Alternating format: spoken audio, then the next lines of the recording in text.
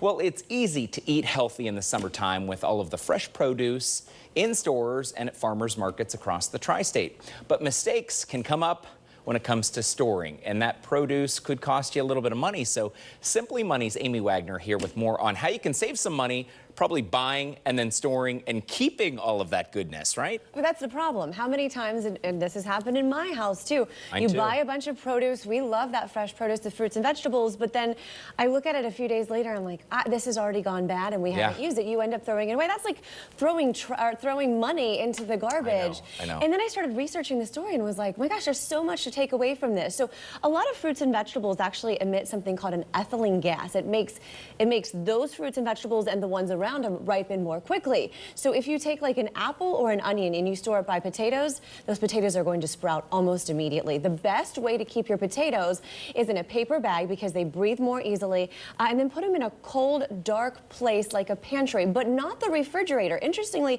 you put potatoes in the refrigerator and it changes their composition. It turns that starch into sugar and makes it taste very differently than maybe what you would want it to. So that's the best way to store your potatoes. Cucumbers do not like it in the refrigerator, and I have always stored mine in the refrigerator. Yes. Me too. And if you're going to take them out, also don't store them around melons, bananas, tomatoes, because that ethylene gas will also make them ripen much too quickly. Speaking of those bananas, everyone buys the big bunches.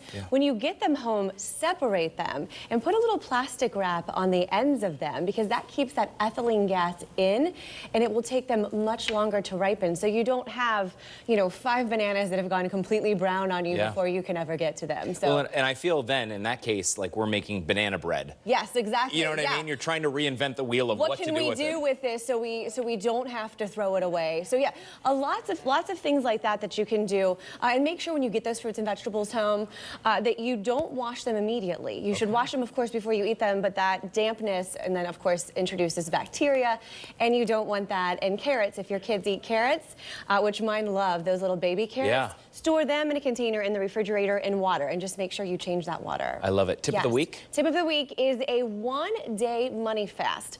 I actually like to do a 1-month money fast, and my husband David hates that. But no spending on anything but those essential bills. And maybe if you've had a couple of months that have been a little more expensive, it can get you back on track. Also a little perspective on what you really need. So the Simply Money point here, try one of those maybe for a day. If it works out, maybe 2 days or a week, and see where you get yourself.